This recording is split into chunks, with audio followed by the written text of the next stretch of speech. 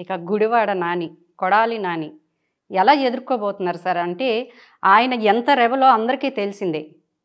మరి ఈసారి ఎన్నికల్లో కొడాలి నాని రాముగారు అని చెప్పి, వెనుగండ్ల రాముగారు అని చెప్పి ఎన్ఆర్ఐని, మరోపక్క పాత ఆయన్ని నించోబెడుతున్నారు. ఎట్లా ఎదుర్కొందాం అనుకుంటున్నారు? ఎదుర్కోగలరా అసలు?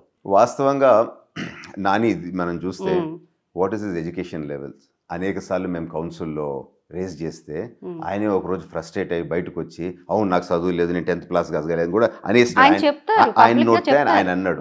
సో ఆయన స్థాయి, ఆయన ఇంటెలెక్ట్ ఎటువంటిదో మనం అర్థం చేసుకోవచ్చు. ఒక ఇన్సిడెంట్ మీకు నేను చెప్తాను. కౌన్సిల్లో 3 క్యాపిటల్ బిల్ జరిగేటప్పుడు మేము అన్ని బుక్స్ రెఫర్ చేస్తాం, రూల్ బుక్స్ మాట్లాడుతూ ఉన్నాం. యనమల గారు నాకు ఏదో చెప్పేవాళ్ళు, నేను ఆ బుక్ తీసుకొని చైర్మన్ గారి దగ్గరికి పోయేవాడిని. నాని ఆ ముందు కూర్చొని ఉండేవాడు టేబుల్ పైన. ఆయనకు అసలు ఒక ముక్క అర్థమయ్యేది కాదు. ఈ పుస్తకం ఏందో, ఈ కాగితం ఏందో, ఈ క్లాజ్ ఏందో అని చెప్పి నా మీద జోక్స్, ఈ కాగితాలు ఏందో, వీళ్ళది ఏందో, ఈ తిరగటం ఏందో నాకు అర్థం కావట్లేదు అని చెప్పి ఆ కామెంట్ చేయగలుగుతాడే కానీ సబ్జెక్ట్ నాలెడ్జ్ ఒక అక్షరం అన్నా ఉందా అండి?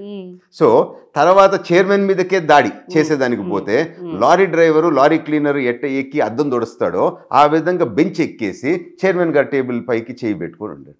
సో ఇటువంటి మనుషుల్ని మన దౌర్భాగ్యం ఏంటంటే వీళ్ళు ఎమ్మెల్యేలు, వీళ్ళ నాయకులు అని అనుకుంటున్నాం. కానీ ఒక విధంగా నానికి అసలు ఎడ్యుకేషన్ లేకపోయినా, నాలెడ్జ్ లేకపోయినా, గ్రౌండ్ లెవెల్లో ఉండే తెలివి అయితే ఉంది. సో ఎట్ట ప్రజల్ని అట్రాక్ట్ చేయాలా, సో ఆయనకి సబ్జెక్ట్ నాలెడ్జ్ లేదు గనక ఈ తిట్లతో పాపులర్ అయినాడు.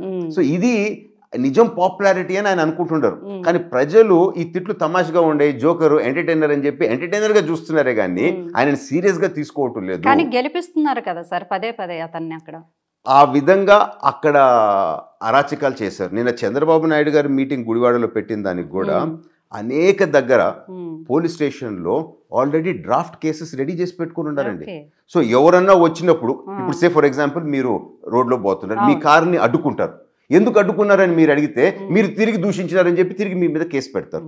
సో ఈ విధంగా కేసెస్ పెట్టే విధంగా అనేక దగ్గర పోనీయకుండా కార్లను అడ్డుకొని చేయలేదు. సో ఈ విధంగా ఫ్రాడ్ చేస్తున్నప్పుడు అక్కడ ఉండేవాళ్ళు ఎంతైనా కానీ మనకి ఎందుకు ఇంత రిస్క్ అని చెప్పి భయపడతారు కదా. సో ఇది ఒక పీక్ వచ్చింది కనుక ఇప్పటికన్నా ప్రజలు ఆ భయము వీడతారు, ఇది కరెక్ట్ కాదు అనే స్టాండ్ ప్రజలు తీసుకుంటారని చెప్పి మాత్రం మేము నమ్ముతున్నాం. ఇంకా they will not accept this kind of behaviour అని చెప్పి. షర్మిల ఇప్పుడు ఏపీ అధ్యక్షురాలిగా ఆవిడ ప్రభావం ఏ మేరకు ఉంటుంది ఈ ఎలక్షన్లో, రాబోయే ఎలక్షన్లో? అందరు అదే అనుకుంటారు, షర్మిల ఏదో పెద్ద లీడరు అని చెప్పి. తెలంగాణలో జరిగిన ఎపిసోడ్ తర్వాత ఐ డోంట్ థింక్ పెద్ద సీరియస్గా షీ విల్ బి కన్సిడర్డ్. కానీ ఈరోజు షర్మిల జగన్మోహన్ రెడ్డి గారిని ఓడించేదానికి మాత్రం ఒక వెరీ ఇంపార్టెంట్ ఫ్యాక్టర్ అవుద్దని నేను భావిస్తున్నాను. ఖచ్చితంగా అండి. ఎందుకు అనంటే ఈరోజు జగన్మోహన్ రెడ్డి గారు చేసిన ఈ మార్పులు చేర్పులు, అవమానపరిచిన సిట్టింగ్ ఎమ్మెల్యేలు అయితే ఏముంది, మంత్రులు అయితే ఏముంది, 40 మంది షర్మిల దగ్గరికి పోతారు. ఎస్, ఎందుకు అనంటే టీడీపీలో వాళ్ళకి స్పేస్ లేదు. ప్రతి సీట్కి నాకు తెలుసు 6 నుంచి 12 మంది దాకా ఫైట్ చేస్తూ ఉంటారు టీడీపీలో. సో వాళ్ళు ఇప్పుడు కొత్తగా రావాల్సిన అవసరం లేదు, ఎందుకంటే మాకు ఆల్రెడీ ఓవర్ బుకింగ్ అయిపోయింది. మేమే సెలెక్షన్స్ లో ఇంకా మల్టిపుల్ సెలెక్షన్ చాయిసెస్ మాకు ఉన్నాయి. సో అటువంటి వాళ్ళందరూ ఆడికి పోయినప్పుడు వాళ్ళు ఎందుకు పోయినారు? ఆడికి అవమానపరచబట్టి పోయినారు. మీరు తుప్పు లేకపోతే చెల్లని వాళ్ళు అని అన్నారు కనుక. సో వీళ్ళు గట్టిగా వాళ్ళని వాళ్ళు ప్రూవ్ చేసుకునేదానికి they will fight hard. So Sharmila గారికి కూడా it's an existential fight for her. So ఎవరి కోసం ఫైట్ చేయాలా, ఎవరిపైన ఫైట్ చేయాలా? జగన్మోహన్ రెడ్డి గారు రూలింగ్ పార్టీ, వాళ్ళని అందరిని అటువంటి పరిస్థితిలోకి ఎవరు నెట్టినారు? జగన్మోహన్ రెడ్డి గారు. సో వీళ్ళందరూ కలిపి వాస్తవాలు ప్రజల్లోకి తీసుకోపోయి జగన్మోహన్ రెడ్డి గారిని కొంచెం డ్యామేజ్ చేసే పరిస్థితి వస్తుంది. ఇది చాలా ఇంపార్టెంట్. ఒక మాట నేను చెప్పాలనుకుంటున్నాను. ఇప్పుడు మీరు సర్వేలు చూస్తే పాత సర్వేల్లో 40% టీడీపీ, 8% ఆర్ 6% జనసేన పాత అనుకుందాం. అదే లెక్కకి ఈరోజు వచ్చి 50% వైసీపీ అని అనుకుంటే ఈ 46 డిఫరెన్స్ 4%. మనం రేషనల్గా మాట్లాడదాం.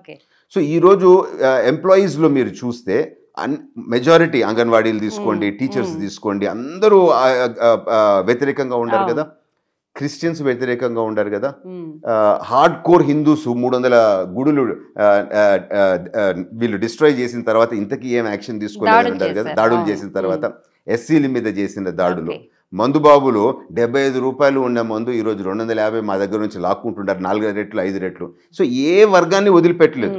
సో ఈ నెగటివిటీ అంతా మీరు తీసుకొని ఇప్పుడు షర్మిల ఫ్యాక్టరు ఈ 40 మంది పోయిన ఫ్యాక్టర్ ఇవన్నీ కన్సిడర్ చేసుకుంటే ఎంత పర్సెంటేజ్ వస్తుందండి? చాలా 0.0101 0.02% వేసుకుంటా పోయినా కానీ ఎలక్షన్ రిజల్ట్ ఇక్కడే కనపడుతూ ఉంది కదా మన కళ్ళ ముందు. మునిగిపోయే నావా వైసీపీ ఖచ్చితంగా మనకు కనపడతా ఉంది విత్ హ్యూజ్ మార్జిన్స్ మళ్ళా పర్సెంటేజెస్. సో ఇక్కడ అంతా ఫైట్ వాస్ ఫర్ 4%. బట్ ఈ ఫ్యాక్టర్స్ అన్నీ మనం కలుపుకుంటే 10-15% ఇక్కడే కనపడతా ఉంది. So it is very clear. ఈ coming elections direction is very clear అని నాకు అనిపిస్తుంది.